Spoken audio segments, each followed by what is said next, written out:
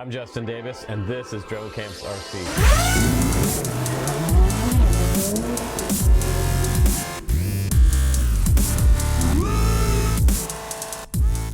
What's up, guys? Welcome back to the channel. Today it's all about Lion packs and how to use them on your FPV race drone or FPV drone to achieve 30-minute flight times. We're going to talk about what's required hardware-wise. We're going to talk about Betaflight. We're also going to do a real-world test with HGLRC Recon 5. I'm also going to discuss the specifics of using Lions. There are several different options that you have if you want to get into using Lions.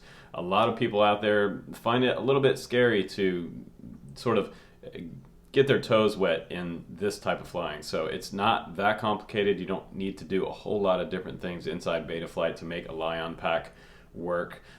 Most times you can just plug it into your quad and fly it, but I'm going to tell you a little trick in Betaflight that's going to help you not have as much on-screen display problems with your voltage, because it is a little different on the bottom end of the resting voltage for Lion pack per cell. And then by the end of this video, you'll have enough information to be able to fly a Lion pack on a quad that can handle a Lion pack. So you can't just fly any Lion pack on any quad. So this is very specific to a certain type of quad and power system. So let's go ahead and let's just jump right into the flight test. And let me show you that it's possible to get 30 minutes with the HGLRC Recon 5. Kind of a sleeper quad that really a lot more people should be interested in, because they do have analog versions available. They have the DJI version that I have here with TBS Crossfire, GPS on there, return to home, ultralight 5-inch rig that you can also mount any type of action camera to. Little tiny D-case GoPro, the new Insta360 Go 2 that's coming out, or any type of camera system on here. So even a full-size GoPro if you want to. But a lot of duality with this quad. And I say duality because you can long-range cruise, or you can do some freestyle with a LiPo pack. So a lot of versatility on this one. I feel like this is one of the ones that like a lot of people kind of missed, and should definitely have a lot more people talking about this one, because it is a really awesome design. So let's go ahead and fire up a battery. We're going to use a 4SP battery from Zod. It is 14.8 volts, 18650 Lion pack, 4SP, 3500 milliamp, up to 30-minute flight time. So let's go ahead and do the flight test real quick. We'll come back. We'll talk about some alternatives to this one, because this one is a $50 battery, guys. I'm going to show you a cheaper one to test out. You can also make your own packs. So if you have a spot welder or a soldering iron, you can carefully make your own 4SP packs. Very, very cool. Long flight times like most of you guys want. So here we go. Let's do the flight test, and I'll show you the proof in these packs. Here we go.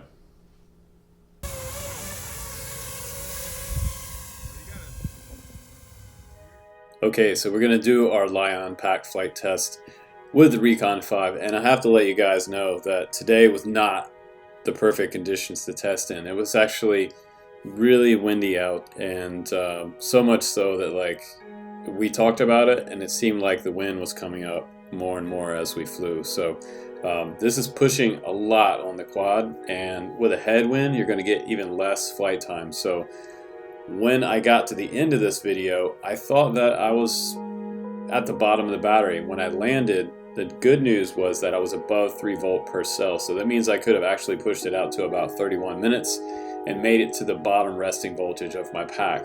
So windy or not windy, you're still going to get like 30 minutes out of a 4SP 3500 pack, even a 3000 pack. Very, very nice flying for long-range FPV on the Recon 5. So I'm going to let you guys enjoy the footage. I've got the time code down at the very bottom. Another note about this, don't worry about the 01 after the Lion, because for some reason my time code wasn't lining up correctly. But if you look at the far right time code where it says 1:17:18, that will be the flight time. So disregard the 1 hour and 1 minute 23 seconds that you see there. Just focus on the numbers on the right hand side, and we will fly this quad all the way out to the 28-minute mark in this test, and still resulting in tons of battery life left, which was super cool. Another 2 or 3 minutes left, so absolutely capable of 31-minute flight time with the Recon 5, as some other reviewers have already tested, but I wanted to see for myself, and I also wanted to show my own Drone Camps army that it is possible to do it. So enjoy the flight, guys, and the proof is in the video as always. Don't just take it from me, watch the video. Then at the very end of the video, I'm going to show you how to do some Betaflight as well, to set it up so that your OSD and your warnings don't bark at you the whole time while you're using your Lion packs. Enjoy the flight.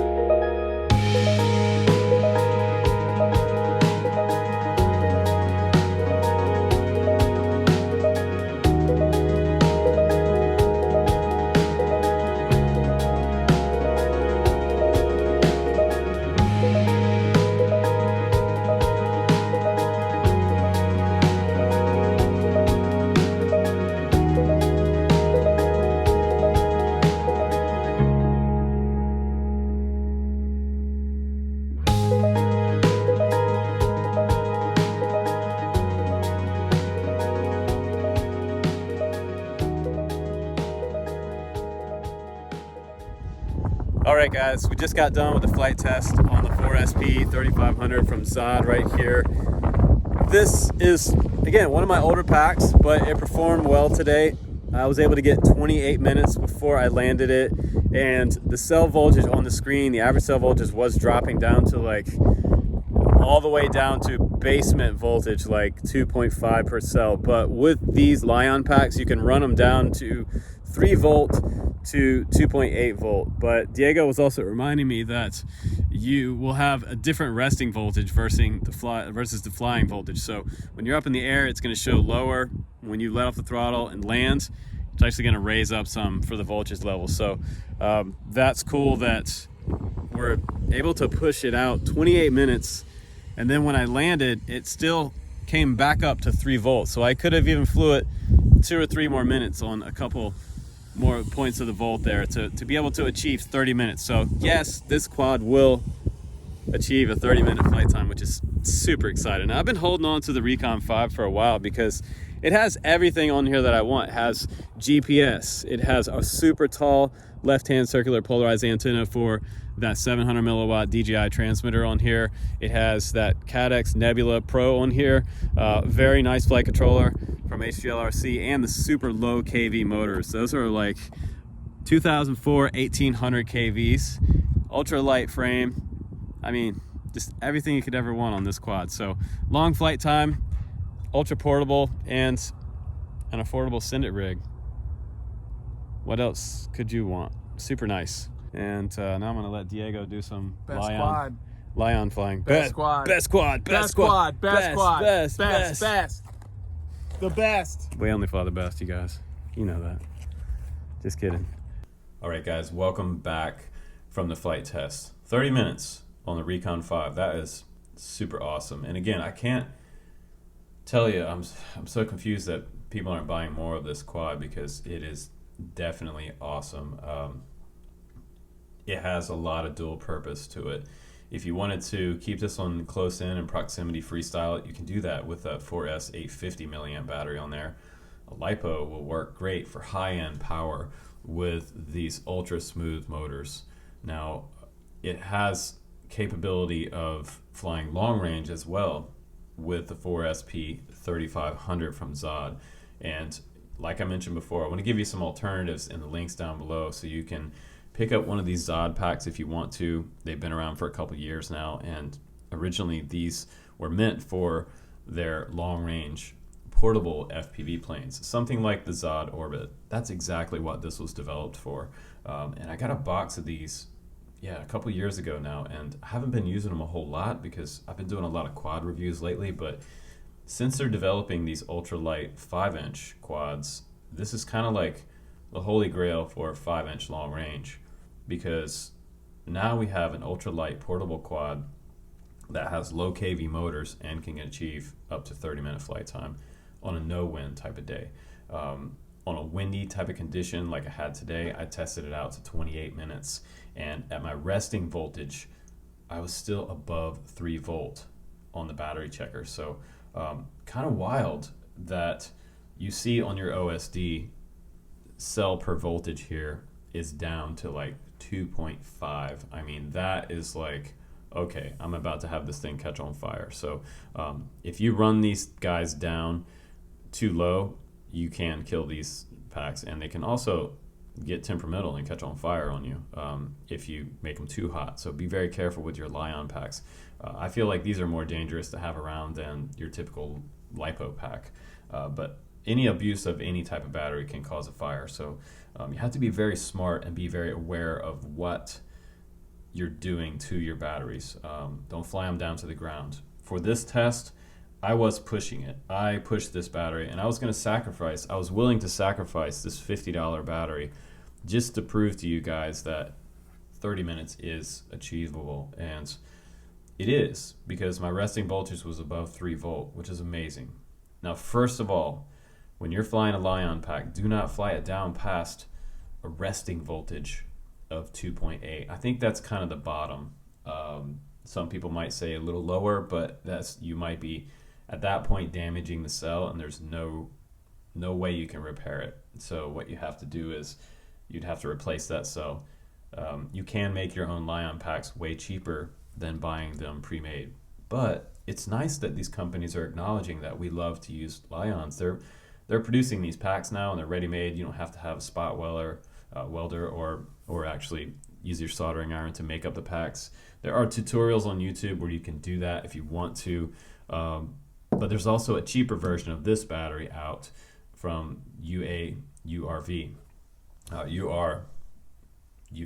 So you can check those out in the link down below. It's about 37 bucks, sort of an alternative, and they might be different cells, but I believe they're Sony or Samsung. We'll have to double check on that, but somebody can comment down below and put what type of pack it is. So important for flying Lions is that you want to have a good quality Lion. A lot of times people are looking for Samsung, and I know there's a lot of opinions out there on which 18650 is best for flying FPV quads. So and again, this is not a race pack, it is not a freestyle pack, it is a cruiser pack. So keep that in mind when you're flying these Lions. But this quad, it's kind of like, again, I feel like it's the holy grail of long range 5-inch, because yeah, DJI, GPS, and Tango 2. Crossfire, it's great penetration and barely ever any fail safes. Now, the Lion pack was developed around 1985, so it's been around for a long time. Lithium ion batteries are originally created by Akira Ishino, and based on other previous development from other developers, but it wasn't until about 1991 that these packs actually got popular, and Sony made that happen. So very useful, resourceful packs, but you have to respect them and be very, very careful with them when you're using them. But I think it's great that it is capable of getting us out there on a 30-minute flight. The main thing you need to know is when you're flying a long-range quad or airplane, the general rule is to fly higher as you go, and I like to do what I call a perch. So I usually get up to the top of a mountain somewhere and I fly out or down and then back up. Keeping my radio above the quad gives me a better signal down to that quad or up to it. So most of the time when I see people flying from the bottom up, that's a little more sketchy, because you might be dipping into areas going up the mountain down into the trees where you could fail safe. So if you have GPS on there, the GPS should work properly and kick up and bring you back up level and start to come up if you do lose signal or down in a canyon. So most of the times that I've lost signal, it's been where I flew out into a canyon and down into a canyon behind things like rocks. If you fly behind a canyon wall, you're most likely going to fail safe. I've seen people skirt through. It is possible to skirt through, and but if you don't have GPS, you're taking a huge chance, because your fail safe is going to drop you right down into the rocks, and you're going to have a good hike into there. So you want to watch that. But we're gonna talk about Betaflight now, and let's just go ahead and open up Betaflight for this part of the video, and I'm going to show you what to set your minimum battery voltage alarm at. If you fly this Lion pack with the stock settings on the Recon 5, it's going to be around I believe it was set to 3.5, and that's not going to work, because you have all kinds of warnings on the screen. That's great for a LiPo, but not for a Lion. So let's go ahead and hop over to Betaflight real quick, and let me show you how to set that up. All right, guys, we're going to go ahead, connect the quad to Betaflight, and I'm going to unplug this beeper. If you have the Recon 5, just go ahead and unplug the beeper on the bottom of the quad, because it'll sit there and beep on you. It doesn't matter about the way the quad's sitting or anything. Go ahead and enable expert mode, and we're just going to jump right down to power and battery right here. So this is what we want to change. You can see that I've already changed mine to 3.14 for the minimum cell voltage and 3.15 for the warning cell voltage. Now I could drop that even further down to like 3.0, but I like to give myself a little bit of heads up before I get to my actual warning voltage. So I'm going to leave it at 3.10 for your quad, and go ahead and click save. And that's on the warning cell voltage and the minimum cell voltage. So 3.1 is totally fine now. For a 4SP pack, this will let you fly down to that without giving you all that on-screen display warnings. And you can turn warnings on or off on your OSD here. But you do have a lot of information displayed in your DJI goggles now, which is nice. We have the home point, we have the sat count, and most importantly, when you're flying Lion packs, your OSD needs to have that per cell voltage displayed. So up at the very top here, near the battery voltage, turn on average cell voltage. That will give you the average cell voltage across all 4 cells. Very, very important there. So we can watch this. Now, when you're flying yours, it's going to go down to around 3 volts. You're going to dip down in. And what you want to do with your throttle is keep your throttle at the minimum amount to keep the nose up of the quad. So keep the nose up and flying straight without losing altitude. That's your minimum throttle setting for getting the best flight time out of your battery. That's super important. That's kind of the general rule of flying long range, and that applies to an FPV drone, or it applies to an FPV wing or airplane. So just trying to keep that nose up, minimum throttle, and saving that battery, but still getting some good distance. If you want to go further, my next advice will be tilt that camera up. Get your camera tilted as much as you can handle, and then you're going to fly faster at a fairly low throttle position. So once you do that, you should get the maximum amount of flight time. And that's what I did today with the Recon 5. I actually brought my camera tilt as far up as I could get it without seeing that camera shroud, and just went out there and tried to take it easy on that battery. So we're milking all the time we can get out of it. But I'm happy that when it landed, it was above 3 volts. So I actually could have flown maybe 31 minutes or 32 minutes possibly.